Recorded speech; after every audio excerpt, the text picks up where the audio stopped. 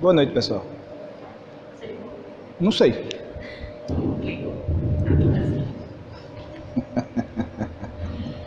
Boa noite, gente. Desculpe a nossa falha técnica. A última vez que eu estive aqui, eu tinha dito que o Mário me tirou da minha zona de conforto, né? E aí ele fez, e qual vai ser o tema da outra? Eu disse, me tire de novo. Aí ele me tirou da minha zona de conforto novamente e pediu para a gente vir falar aqui. Nós falamos sobre a família e o espiritismo da outra vez. Dessa vez a gente vai falar um pouco sobre a educação da família. E é interessante porque esse ano de 2019 eu tenho sido bastante retirado da minha zona de conforto. E eu tenho aprendido na prática muito daquilo que a gente fala na teoria, que quando a gente sai da zona de conforto, a gente cresce. Quando a gente sai da zona de conforto, a gente tem duas opções. Ou sair correndo para o colo da mamãe e chorar, ou enfrentar as dificuldades e seguir em frente crescendo. Então eu prefiro fazer a segunda parte. Mas não é fácil você sair da zona de conforto. Uma das coisas que a gente aprende quando a gente está saindo da zona de conforto é pensar, refletir. A nossa irmã disse agora há pouco que queria que eu fizesse a gente pensar. É uma das minhas especialidades. Mas nem sempre aquilo que a gente vai pensar vai ser agradável. E será que é bom ou é ruim a gente pensar em coisas que não são agradáveis? Será que é bom ou é ruim eu pensar em coisas que saem da minha caixinha, que me deixam fora da minha caixinha, que me deixam numa posição onde eu posso rever e avaliar todas as minhas escolhas até hoje, tudo que eu fiz até hoje? Será que isso é bom ou é ruim? Não sei, não cabe a mim responder. Cada um tem o seu conceito e cada um tem a sua resposta. Eu tenho um grande amigo, por quem eu tenho um grande carinho, que ele diz que eu sou iconoclasta, ou seja, aquela pessoa que gosta de derrubar os mitos, de derrubar os ícones, de derrubar aquelas crenças que as pessoas têm.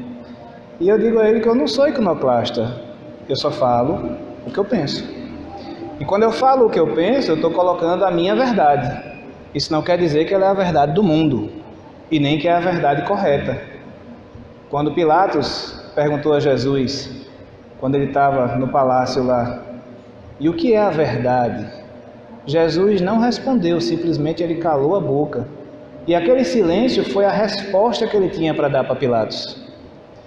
Quando a gente carrega a nossa verdade, e é tão interessante que o mundo hoje ele é repleto de verdades. Os espíritas, nós temos uma verdade.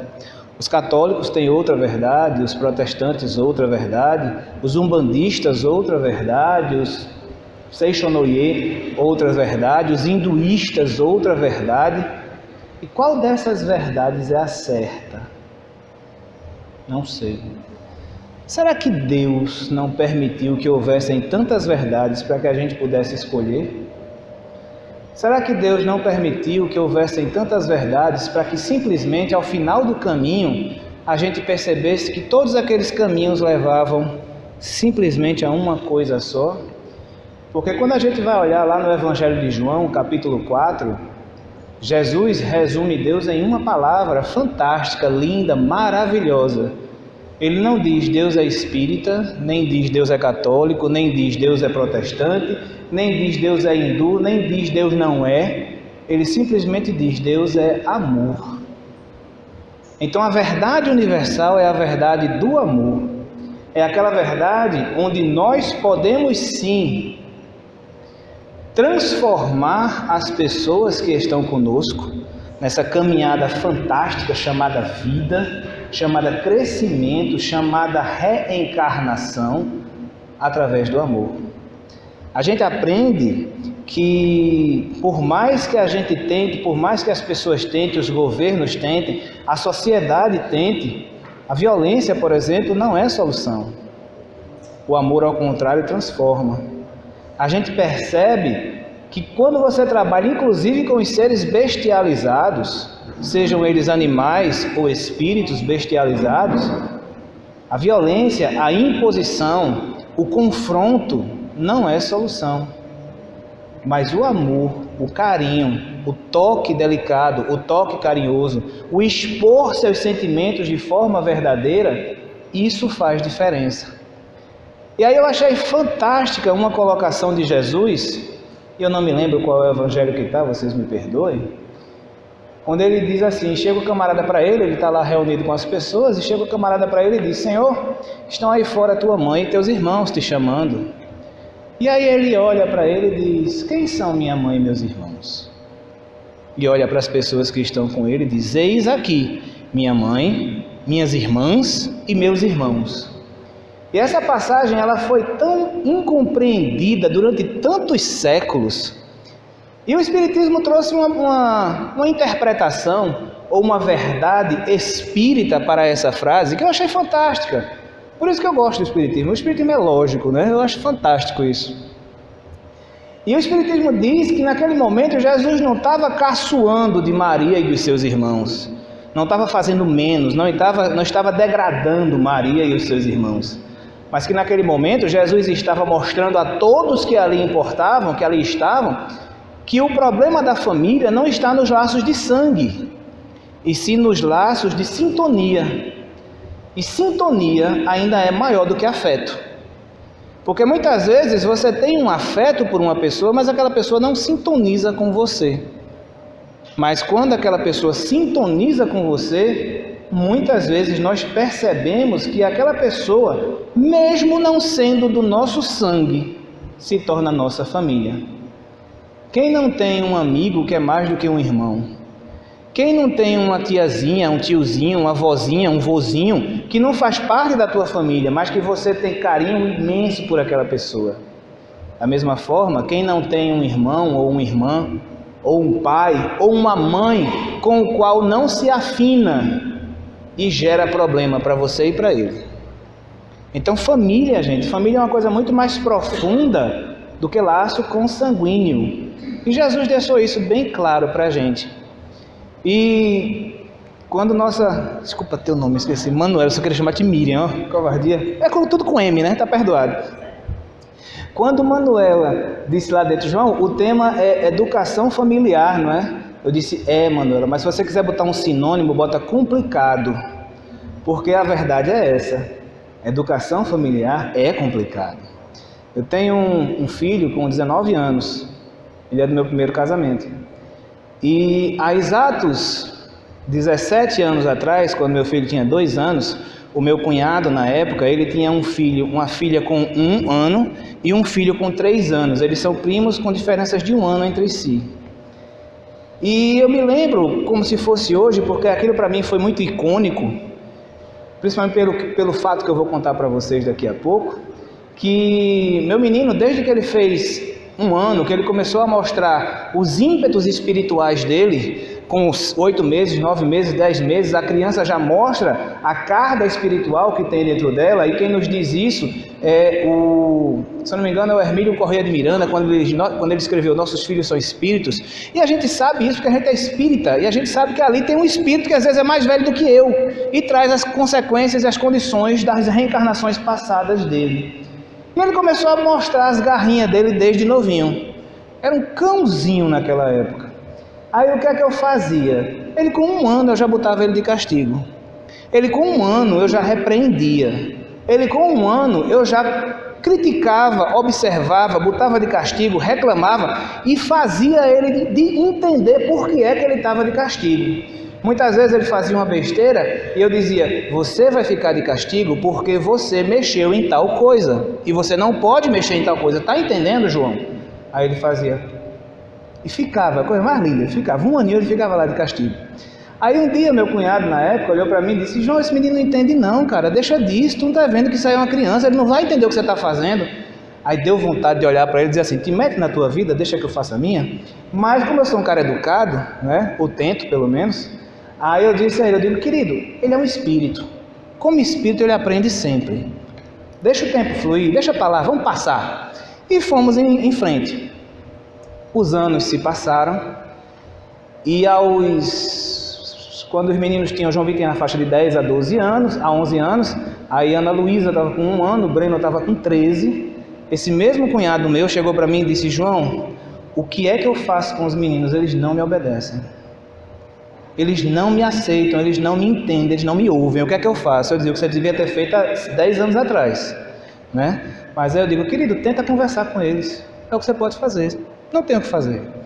Mas o que é isso? É porque João sabia o caminho para trabalhar a criança? Não, porque a gente conhece o processo espiritual. Fica mais fácil para a gente entender e perceber que uma criança ela não é ignorante, uma criança ela não é tapada, uma criança ela não é uma coisa desprovida de inteligência. Ao contrário, muitas vezes aquela criança ela é mais inteligente do que a gente, tanto que ela controla a gente.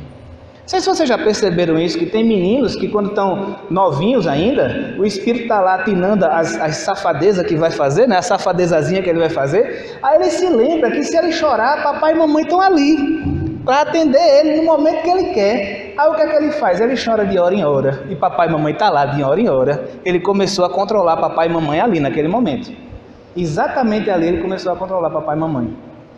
E eu acho fantástico porque a gente fala como família, e a família, na sociedade brasileira, ela é considerada a base da sociedade, e não deixa de ser. A base da sociedade brasileira, mundial até, é a família, qualquer família. Aquela família que tem o papai, a mamãe e os filhinhos, ou aquela família que tem o papai e os filhinhos, ou aquela que tem a mamãe e os filhinhos, ou aquela que tem só o papai, ou só a mamãe e os filhinhos. Toda e qualquer família, independente da sua composição estrutural, é a base da sociedade brasileira, nacional, mundial até. Agora a gente se esquece, nesse pormenor, qual é a base da família? A base da família é o indivíduo. A base da família é aquele espíritozinho que está ali, aquela reunião de espíritos que está ali. E o que é que acontece na grande maioria das vezes? A gente tem um papai que é espírito desequilibrado, uma mamãe que é espírita, entre aspas, claro, brincando como Dilma fazia, desequilibrada, e dá à luz a um bocado de desequilibradinho. É isso que acontece. Só que onde você tem um papai desequilibrado com a mamãe desequilibrada, não tem como você ter filhinhos equilibrados. Isso é matemática, gente, isso é lógico. Porque o que é que acontece? O papai e a mamãe, eles vão passar para os filhinhos os valores que eles têm. Eles vão passar aquilo que eles vivenciaram na maioria das vezes. De uma forma positiva ou negativa, de uma forma certa ou errada, mas eles não podem fazer melhor do que aquilo. Na questão 208 do Livro dos Espíritos, nós vamos encontrar Kardec perguntando se influenciam os pais na educação dos filhos, no conceito dos filhos. Só um minutinho.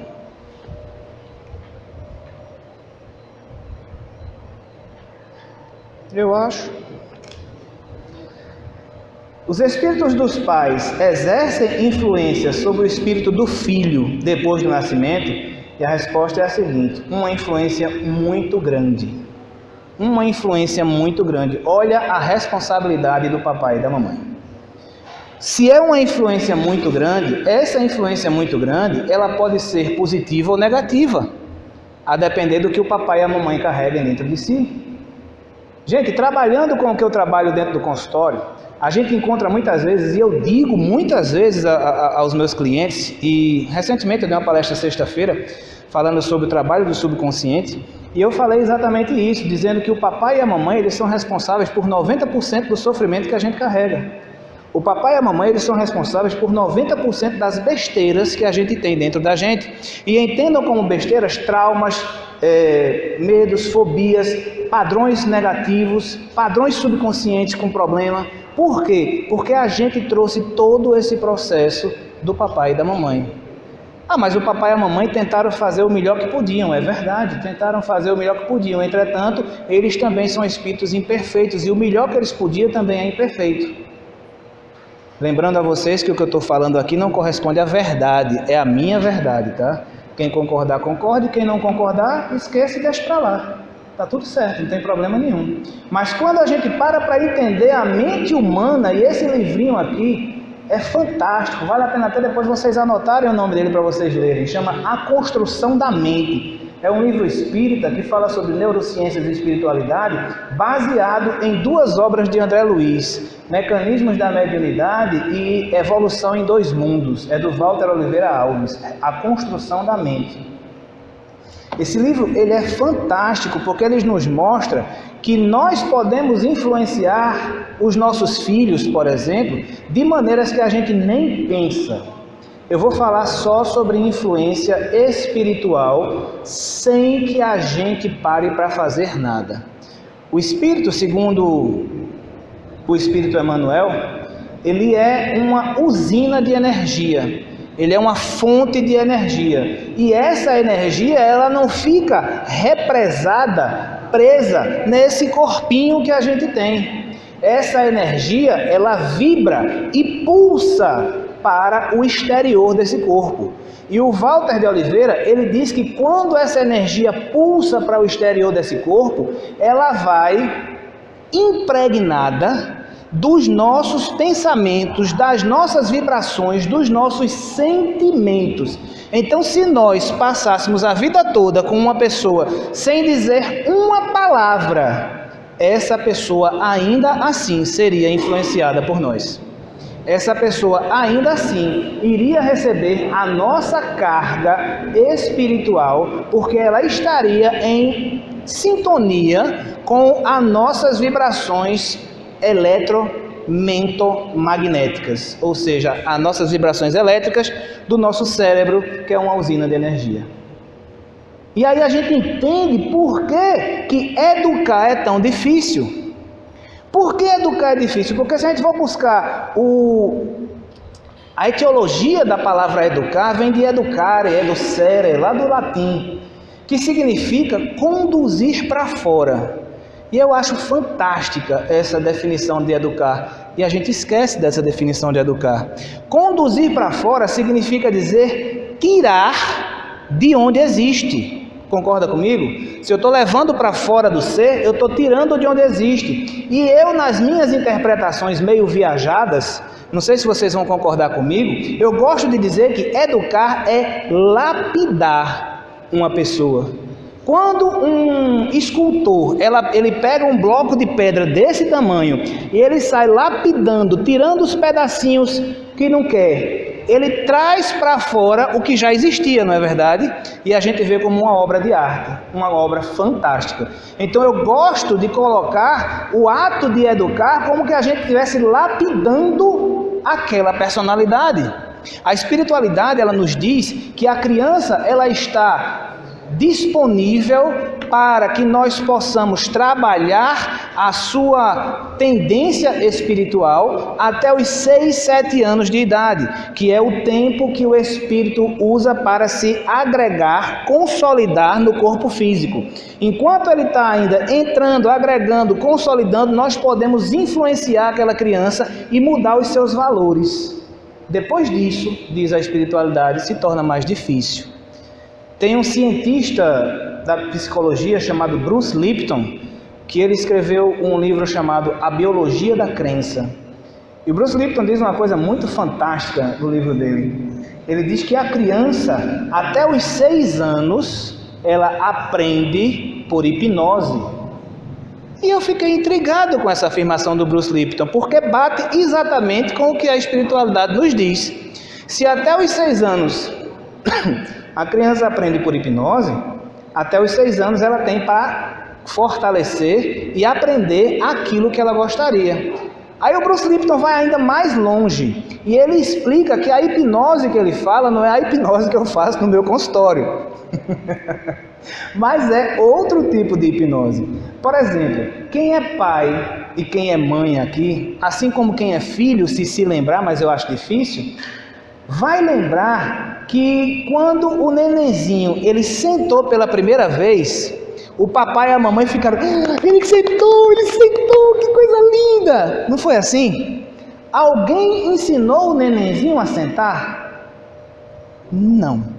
Ninguém ensina o nenenzinho a sentar. E de onde é que vem essa informação na cabecinha dele? Aí nós que somos espíritas vamos dizer assim, vem do processo reencarnatório, porque o processo reencarnatório traz para ele esses valores. Mas quando a gente vai usar a ciência, o Bruce Lipton coloca que aquele nenenzinho, ele não é nem doido, nem cego, nem surdo, nem tem deficiência mental. Ele simplesmente sabe observar o que está ao redor dele. E ele percebe que todo mundo que fica junto dele, senta. Que todo mundo que fica junto dele, anda.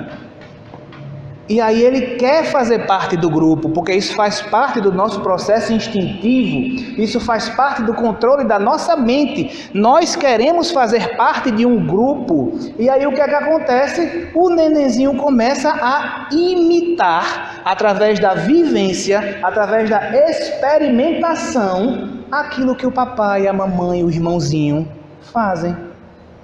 É uma hipnose comportamental. É um processo de visualização comportamental. Alguém uma vez definiu, eu não me lembro quem foi, disse que educar era fazer a pessoa lembrar o que ela já sabia. E esse processo de hipnose comportamental só faz isso. Faz aquele espíritozinho neném ali naquele momento lembrar o que ele já sabia. E não contradiz o que a espiritualidade me coloca. Pelo menos para mim, eu não entendo isso como uma contradição, mas como uma comprovação neurofisiológica. E se eu entendo que isso é uma comprovação neurofisiológica, eu acho isso muito bom. Poxa, já é essa hora? Tá doido. Tô falando muito, cara, foi mal. Então o que é que acontece? Dentro desse processo, nós percebemos que a responsabilidade de educar as nossas crianças e, consequentemente, as nossas famílias, não está na escola feito a gente quer que seja. Educar é trazer para fora. Educar é lembrar aquilo que ela já sabia. A escola instrui. A escola dá instrução. Mas nós, como família, como papai, como mamãe, nós trazemos aquilo que ele ainda não lembra. Aquilo que ele precisa de uma carga afetiva para lembrar. O que é que a família deveria traduzir e levar para as nossas crianças? Valores, ética, comportamentos. Mas o que a gente vê hoje em dia é muitas vezes o papai e a mamãe que justificam que eu trabalho fora e eu não tenho tempo de educar meu filho, aí chama a babá, chama a escolinha, chama a ama de leite, a ama daquilo outro, e bota o menino na mão de uma pessoa que ele não ama. E como ele não ama, ele não tem respeito por aquela pessoa. E como ele não tem respeito por aquela pessoa, ele não absorve os valores que ela tem para dar. Porque para que a gente absorva valores como limites, por exemplo, a gente tem que respeitar aquela pessoa que nos dá limites. Eu vou dar um exemplo a vocês bem legal. Eu tinha uma prima, quando eu era moleque, eu devia ter 15 para 16 anos, e eu nunca fui gente que prestasse. Eu tinha uma prima que ela gostava de morder todo mundo. E uma vez eu estava na casa do meu tio, deitado na rede, e ela chegou junto e disse: eu quero ir para a rede. Eu digo: eu não vou sair. Eu quero ir para a rede. Eu digo: eu não vou sair. Eu vou lhe morder. Se você me morder, eu mordo você também. Do jeito que eu estou falando com vocês. Aí ela parou assim, olhou: Joãozinho, deixa eu ir para ir com você? Venha, Lu, pode vir. Deitou na rede comigo, a gente passou a tarde brincando. É que coisa linda. Isso foi um ato de educação. Ela encontrou um doido mais doido do que ela. E nesse processo, ela percebeu que, rapaz, ele tem mais dente do que eu. A boca dele é maior do que a minha. Ele é mais forte do que eu. Então vai doer se ele me morder. Claro que a gente não vai fazer isso o tempo todo, mas de vez em quando é legal. Digo a vocês de experiência, é legal. Mas qual é o nosso processo diante de toda essa situação? Quando nós não mostramos limites, limitações, orientações às nossas crianças, a gente começa a viver em um mundo, e claro que eu estou falando de Marte, porque isso não existe na Terra, em um mundo onde a criança ela faz o que quer e o papai e a mamãe acham lindo, porque a psicologia de 20 anos atrás dizia: você não pode contrariar o seu filho. Você não pode dizer não para ele. Quem aqui levou não de papai e mamãe? Eu vou mais. Quem aqui levou palmada de papai e mamãe? Quem aqui ficou de castigo? Vocês endoidaram, viraram mau elemento, vocês ficaram com bullying por causa disso. Cara, a psicologia dessa época, essa situação, ela é feita por pessoas que também têm problemas. Porque se você pega um psicólogo desequilibrado, ele vai criar uma teoria desequilibrada. Quando nós observamos os filhos que criamos como uma coisa geral, eu estou falando como uma coisa geral, e aquele pai ou aquela mãe que foi super protegido pelo outro papai ou a outra mamãe, que hoje é vovô e vovó, ele vai querer dar aquela mesma super proteção para o filhinho. Só que o filhinho, sendo super protegido, ele não cresce. Para que o espírito cresça e amadureça, ele precisa crescer em 3 aspectos de sua vida: o intelectual, o afetivo e o volitivo, ou seja, o da vontade. Crescimento intelectual a gente consegue na escola, crescimento afetivo a gente consegue na família, e crescimento volitivo, ou seja, crescimento da vontade, a gente consegue ensinando àquela criança como é que ela se vira. E não ensinando aquela criança que papai está sempre aqui, meu amor, para defender você. Papai está sempre aqui para fazer o que você precisar. Aí a gente começa a criar crianças que vão se tornar adultos incompetentes. A gente começa a criar crianças que vão se tornar adultos dependentes. E nós temos hoje uma geração linda, maravilhosa, chamada Millennials. Olha que nome bonito, Millennials. Que é marmanjo do meu tamanho, morando com papai e mamãe ainda. Gente, isso é absurdo. Eu saí de casa aos 19 anos para sustentar uma família. Ah, porque tu era revoltado. Era, mas eu saí. Então, nesse processo, a gente precisa dar aos nossos filhos ferramentas de crescimento. Se eu faço a tarefa pelo meu filho, ele não aprende. Se eu protejo meu filho, cerco ele de todos os cuidados, todos os mimos. Ah, porque meu menininho não pode cair, meu menininho não pode sujar a mãozinha, meu menininho não pode chorar, meu menininho não pode ser contrariado. O mundo vai fazer isso pelo meu menininho? Vai não, o mundo vai dar um tabefe na cara e ele vai ficar chorando, caído no chão, e chamando papai e mamãe porque ele não sabe se defender. Então, para que nós possamos educar a família, nós precisamos educar o indivíduo. E quando nós educamos o indivíduo, nós fazemos uma família forte. O que nós temos hoje, gente, claro que eu estou falando a minha opinião, não estou representando o espiritismo aqui não, tá? Deixo isso bem claro. O que nós temos hoje é um punhado de famílias desequilibradas, desestruturadas e que não sabem criar seus filhos. Porque o papai e a mamãe foram criados de forma errada e estão repetindo aquilo ali. Ou o papai e a mamãe foram criados sem nunca ter um cuidado na vida, com um pai e uma mãe ausentes, e estão super protegendo o seu filho porque eu quero para ele o que eu nunca tive. Queira que ele cresça. Queira que ele se torne um homem ou uma mulher séria, competente, compenetrada, capacitada para enfrentar o mundo, para enfrentar as dificuldades. Queira que ele cresça como pessoa, como espírito. E não simplesmente queira super proteger o meu menino, porque o meu menino não pode sofrer. Complicado isso, né, gente? Eu acho. Não sei se eu estou certo, tá bom? Eu me lembro... Vocês vão me desculpar. Eu me lembro de um fato muito legal, muito legal. Tinha um amigo meu que ele tinha um sobrinho. E toda vez que ele ia, que a irmã dele ia na casa dele, era uma agonia, porque, para vocês terem uma ideia de como esse menino era, o apelido carinhoso dele era Godzilla. Então, você já está imaginando como é que o moleque era, né? Ou seja, Godzilla era o caos em forma de gente. Ele não respeitava, ele não fazia, ele não parava, ele quebrava, ele mexia em tudo. Ele chorava quando alguém não dava o que ele queria. Ele chorava quando a pessoa não atendia o que ele queria. Ele chutava o pai, chutava a mãe. Mas isso é natural, é fase. Resumindo a fase de Godzilla, quando Godzilla fez 15 anos, ele começou a entrar na área do tóxico, do entorpecente. Quando Godzilla fez 17, 18 anos, ele já estava viciado. E a última vez que eu soube de Godzilla, ele tinha começado a roubar as coisas de dentro de casa para poder sustentar o vício. Foi escolha de Godzilla se tornar viciado? Talvez. Mas a influência maior que ele teve foi uma falta de orientação. Foi uma falta de limite no meu conceito.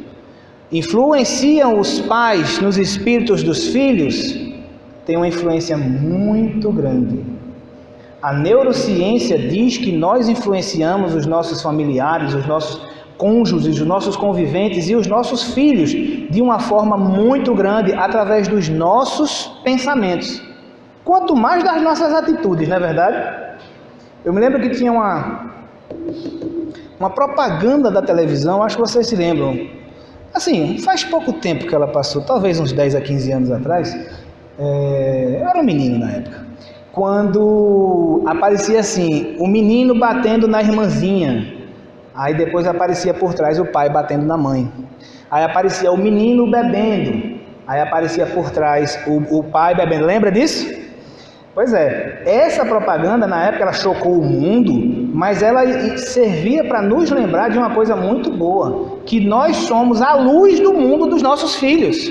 Jesus pede para a gente ser a luz do mundo, gente, e a luz do mundo brilha, ensina, interfere, orienta, esclarece, guia. E se nós guiamos de forma equivocada, o fruto vai ser equivocado. Aí a gente diz assim, mas a escolha é do Espírito, ele que escolheu fazer aquelas besteiras. E as influências que ele sofre? E os exemplos que ele tem? E papai e mamãe que fazem as grandes besteiras da nossa vida? Gente, presta bem atenção no que eu vou falar para vocês, porque esses são fatos que eu encontro no consultório, tá? Atendo um jovem de 19 anos, mora na cidade de Vitória. Ele se sentia, com permissão da palavra, a mosca do cocô do cavalo do bandido. Ele era aquele cara que, a expressão que ele usou quando eu fui atender ele foi: João, tem jeito para uma coisa feito eu? O negócio está complicado, né? Eu digo, tem, querido, vamos trabalhar. Quando eu coloco esse cara em transe, coloco esse cara em regressão, ele volta lá para os 3 anos de idade, quando a mamãe está na creche e conversando com a professora. Não, mas isso para ele não vai dar não, ele é muito fraquinho, ele não consegue fazer essas coisas não, esse meu menino é muito fraquinho, ele não tem condição de acompanhar essa situação aí não, bota ele mais para trás porque ele é muito fraquinho. Esse molequezinho de 3 anos guardou essa informação de que ele não podia, de que ele não era capaz, de que ele não era capacitado, e cada vez que a mamãe repetia isso na vida dele, ele ia se sentindo a mosca do cocô do cavalo do bandido. Ele ia se sentindo a pior pessoa do mundo, ele ia se sentindo aquela pessoa menos capacitada do mundo, ele ia se sentindo aquela pessoa que ninguém gosta, que ninguém ama, que ninguém dá valor, e nem ele mesmo se dava valor. Olha o que a mamãe fez na vida da criança. Aí alguém pode dizer assim, João, mas ela não queria que ele sofresse numa série mais adiantada para ele. Eu até concordo, eu acho que ela não fez de maldade, mas as palavras do papai e da mamãe, para nós, são as maiores autoridades. O que o papai e a mamãe falam para a gente dos 0 aos 6 anos, são as verdades que a gente leva para a vida. E a verdade que esse moleque levou para a vida é que ele era fraquinho, é que ele não conseguia, é que ele não valia a pena. Tem outro caso fantástico. Papai e mamãe são as coisas maravilhosas na vida da gente. É coisinha bem simples. A senhora me procurou, ela tinha medo de ficar só. Ela se sentia abandonada por tudo e por todos. Ela não, para vocês terem uma ideia, se ela sentasse no ônibus e tivesse 2 cadeiras, ela sentasse numa cadeira só, ela não ficava. Ela só ficava onde tinha mais já uma pessoa para ela sentar junto e se sentir acompanhada, porque ela tinha essa necessidade. Coloca essa mulher em regressão, volta, eu encontro ela com 2 ou 1 ano de idade, não me lembro mais, chorando no berço, descabelada, desesperada, chichada, e a mamãe estava lá fora estendendo roupa.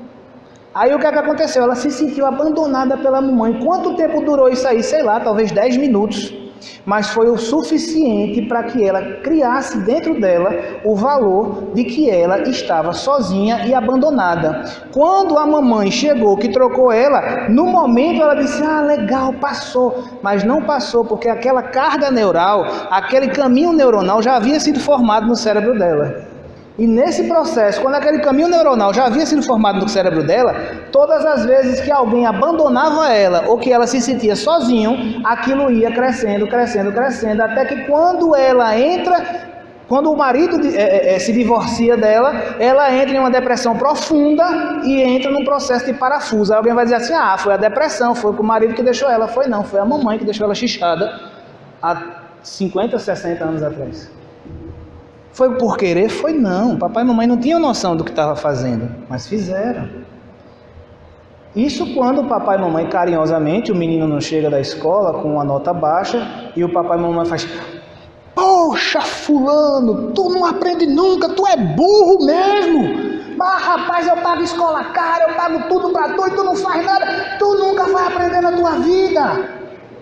A gente recebeu muito carinho desse na vida, não foi? Se vocês não receberam, eu recebi. Então o que é que acontece? Recebeu, não foi? Pois é. E, graças a Deus a gente está vivo e bem, né? Mas o que é que acontece?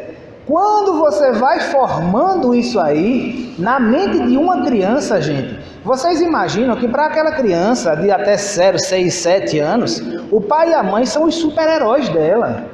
O pai e a mãe são as pessoas que falam as verdades para ela, eles levam o mundo para aquela criança. E como é que esse cara vai se sentir, como é que esse cara vai viver, como é que esse cara vai estar daqui a 30, 40 anos? Vou dizer a vocês, ele vai ser um adolescente ou um adulto, uma pessoa que vai ter seus traumas. Bom, para começar, eu vou terminar. Todo mundo aqui percebe que eu tenho um delicado calo seco, né, aqui na minha barriguinha. É uma coisa bem legal, bem gostosa, bem tranquila. E aí o que é que acontece? Vamos para as causas psicológicas do meu calinho. Meu calinho, ele tem uma causa psicológica fantástica, onde na minha infância eu me sentia indefeso. Indefeso em que sentido? Indefeso porque a minha família de papai desequilibrado e mamãe desequilibradinha gerou 2 desequilibradinhos, eu e meu irmão. E naquele momento que papai desequilibrado agredia a mamãe desequilibrada, que agredia o papai desequilibrado, na frente dos 2 desequilibradinhos, o que é que acontecia? Dentro de Joãozinho vinha um sentimento de medo, de incapacidade, de impotência. Dentro daquele processo, eu vou ser muito sincero com vocês, aos 10 anos de idade eu não acreditava em Deus. Porque se existia um Deus lá em cima, ele devia ser muito ruim. Porque como é que eu rezava para ele todo dia, para proteger a mim e ao meu irmão, e ele não fazia nada? Porque eu estava com um irmão de 4, 5 anos agarrado comigo, chorando, vendo uma desgraça na minha frente, e eu tendo que cuidar dele e me desesperar pelo que estava acontecendo. Aos 38, 39, não, menos, aos 20 e poucos, 28 anos de idade mais ou menos, eu morava numa casa que tinha outra casa em cima. E uma madrugada eu me acordei com os mesmos barulhos que eu escutava quando eu era criança, em cima do meu teto. Eu me encolhi na minha cama e comecei a chorar como se eu fosse uma criança. Porque todas aquelas dores que papai desequilibradinho e mamãe desequilibradinha tinham plantado em mim, vieram para fora naquele momento. E aí o que é que acontece? O meu subconsciente, ele guarda esse medo. O meu subconsciente, ele guarda essa necessidade de proteção. E aí aquele animalzinho que está dentro do meu inconsciente lá atrás, aquele primitivo que eu ainda sou, na natureza, o que é que o animal faz para se proteger? Ele cresce, ele incha, ele se torna forte. Olha o resultado. Dá para entender, gente, como é que a coisa funciona? E aí eu posso falar em educação da família sem falar em equilíbrio familiar? Não tem como. A gente precisa, para educar a família, a gente precisa ter equilíbrio nos indivíduos que formam aquela família. E isso não sou só eu que estou dizendo, não. Tem um espírito muito legal, eu até deixei uma mensagenzinha aí para vocês, de um espírito chamado Hamed.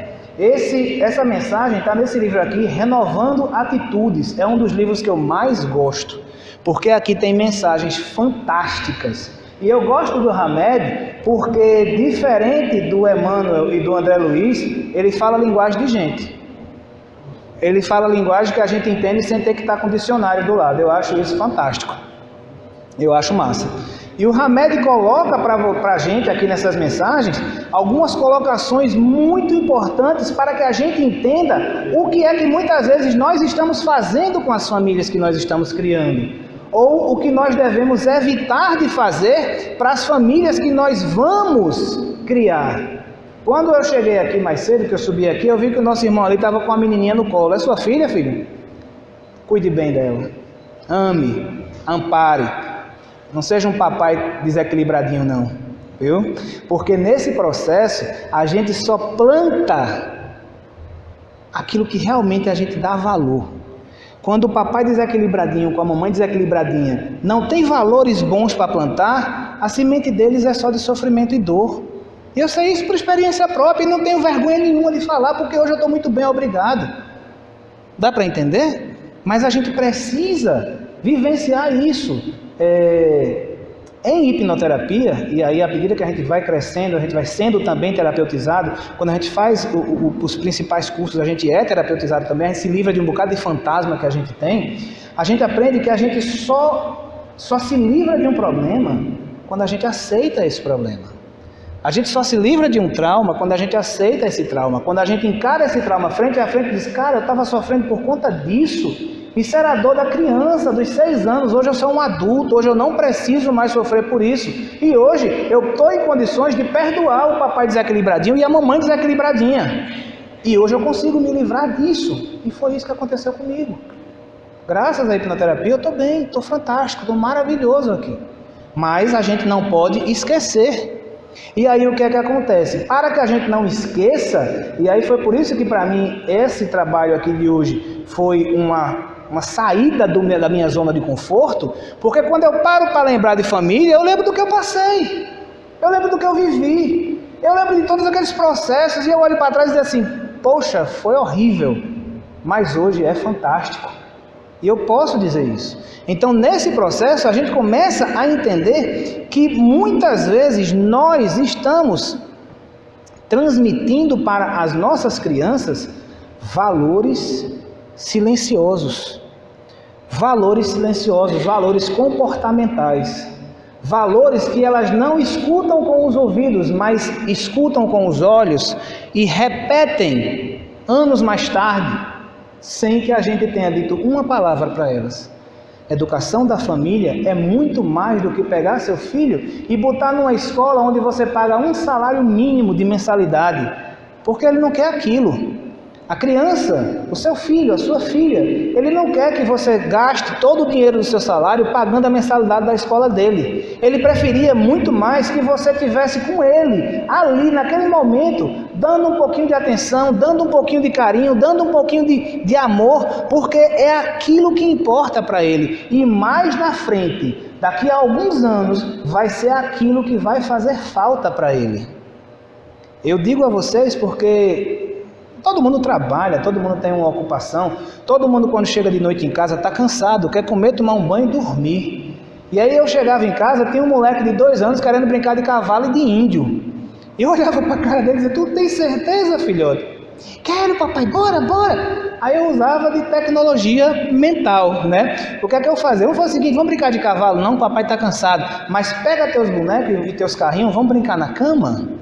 Aí os dois para a cama. E aí era a briga de quem dormia primeiro, né? A gente nunca sabe quem ia dormir primeiro. Mas funcionou. Hoje meu moleque tem 19 anos, está na marinha, vai sair pelo mundo agora dia 15 de dezembro no navio, só Jesus sabe para onde, só Jesus sabe quando volta. Está muito bem, obrigado. Molecão desse tamanho, parece esses guarda-roupa 3x4, esses moleques gostam de musculação, de fazer malhar na academia e tal. E onde me chega, onde me encontra, que está cada vez mais difícil ele se encontrar, na verdade, mas onde me encontra, ele me abraça, me cheira, me beija, e eu vejo, olho para trás assim, digo, eu devo ter feito um bocado de besteira, mas pelo menos alguma coisa eu devo ter deixado certo, né? Então, esse é o caminho que a gente precisa trabalhar quando a gente busca lapidar a nossa família. E nunca é tarde para a gente entender isso e mudar. Nunca é tarde para a gente transformar o nosso processo educativo, porque o nosso processo educativo, mais do que ser baseado na leitura, na escrita e em decoração, em decorar, porque isso é o caminho da literatura, é o caminho da escola, é o caminho da instrução. O nosso processo educativo, ele é baseado no exemplo. O nosso processo educativo, ele é baseado naquilo que a gente transmite através dos nossos atos, das nossas palavras, das nossas atitudes àquelas pessoas que estão conosco. Deixa eu fazer uma pergunta, é seu filho? Coisa boa. Você tem muito tempo ainda para amar seu filho. Você tem muito tempo ainda para amar sua mãe. Seu filho? Seu marido. Perfeito. Você tem muito tempo para amar os dois. Aproveita. Porque é muito bom. Porque esse tempo passa rápido. Esse tempo passa rápido e a gente não tem noção, muitas vezes, do que a gente vai perder. E daqui a pouco, você arranja uma namorada, se não já tiver, casa, vai para outro canto e a mamãe fica assim, ai que saudade do meu menino, porque nunca deixa de ser o menino da gente, né? Ai que saudade do meu menino. Aí começa a ver o menino só nas 3 festas do ano. E aí daqui a pouco chega o netinho. Aí o que é que acontece? O vovô e a vovó são a pior praga da vida dos netinhos. Eu digo que são a 8ª praga do Egito, porque o Egito foi quase destruído com 7 pragas, mas o vovô e a vovó são a 8ª praga do Egito na vida dos netinhos, porque o que o pai e a mãe faz para educar, o vovô e a vovó estraga. Mas é meu netinho, mas ele é um espírito, ele precisa de ajuda, ele precisa de orientação, ajuda esse moleque a crescer, pelo amor de Deus, não estraga a vida desse menino, porque é tão bonitinho no começo, né? Tão bonitinho, mas quando a gente vê mais tarde aquela coisinha bonitinha que a gente acha... Gente, vocês me desculpem, mas eu sou muito transparente, tá? O que é que acontece? Menininho fazendo malcriação, é a coisa mais linda. Menininho chamando palavrão, coisa mais linda. Menininho fazendo coisinha feia, coisa mais linda. Deixa o menininho ficar com 15 anos, ele vai fazer as mesmas coisas. Não vai ser lindo não. Mas menino, foi isso que eu te ensinei. Foi quando você ria que ele fazia malcriação. Foi isso que você ensinou a ele. Foi isso que ele aprendeu. Por quê, gente? E aí eu vou explicar o porquê que isso acontece. O menininho de 2, de 3, de 1, de 4 anos, qual é a vontade maior da vida do menininho? Agradar o papai e a mamãe. É agradar o papai e a mamãe. E aí ele aprende que toda vez que ele faz, a mamãe ri, o papai ri. Aí ele diz, eita, eles gostam. Aí ele faz de novo, Claro que eu estou dizendo mas você pode ser outras coisas piores, né? Toda vez que ele chama a mamãe de pi, ou o papai de pi, aí você acha engraçado, você começa a rir, e ele diz assim, poxa, eles gostam. Aí passa. Aí quando o menininho fica com 7, 8, 9, 10, 12, 15 anos, lá no subconsciente dele, o subconsciente se lembra que quando é mal educadinho, papai e a mamãe gostava. E a grande maioria de nós, eu me coloco no meio do processo, a gente não dá atenção aos nossos filhos. Aí o que é que os nossos filhos fazem para chamar a nossa atenção? Ficam mal educadinhos. Fazem besteiras que a gente não gosta. Por quê? Porque no subconsciente deles tem um padrão que foi formado aos 3, 4 anos de idade, dizendo que papai e mamãe gostam. Aí alguém diz assim, ele está se comportando assim para chamar a atenção. Não, ele está se comportando assim porque o papai e a mamãe ensinaram. Olha a educação da família aí. Faz sentido para vocês isso? Dá para entender esse processo? Dá para entender a responsabilidade que vocês têm nas mãos? Que nós, como pais e mães, temos nas mãos? Não fujamos das nossas responsabilidades. Muitas vezes a gente acha que chegando em casa e dando o último telefone da moda, ou dando o tênis da moda, ou dando a roupa de marca, ou dando um carro para o menino, a gente está fazendo uma coisa maravilhosa. Pode até estar, mas dentro dele não é aquilo que ele quer. O que ele quer é carinho, amor, atenção, cuidado, orientação, é o que ele precisa. E aí a gente inventa essas desculpas, a gente inventa esses mimos, essas coisas assim, para justificar racionalmente as besteiras que a gente fez no passado. Mas isso não resolve. Isso não resolve, tá? Então muitas vezes a gente precisa parar, e aí lembra quando eu falei no começo que era para fazer pensar, né? Foi ela que mandou, viu? Não fui eu não. Tudo que a gente faz, tudo que a gente avalia, tudo que a gente ensina, tudo que a gente fala, o modo como a gente se porta, o modo como a gente se senta, o modo como a gente trata as outras pessoas, o modo como a gente se trata, tudo isso é ensino para os nossos filhos. Tudo isso é formação para a nossa família. E nesse processo, vamos sim repensar, avaliar com muito cuidado, com muito carinho e com muita dedicação aquilo que nós estamos fazendo e aquilo que nós poderemos fazer. Porque aqui nós temos futuros papais, papais atuais e futuros vovôs. Vovôs e vovós, por favor, não estraguem seus netos. Papais e mamães, trabalhem seus filhos com muito carinho. Futuros papais e futuras mamães, pensa no que esse gordinho chato está dizendo para vocês e vê se vale a pena botar na vida de vocês. Jesus abençoe a cada um de nós.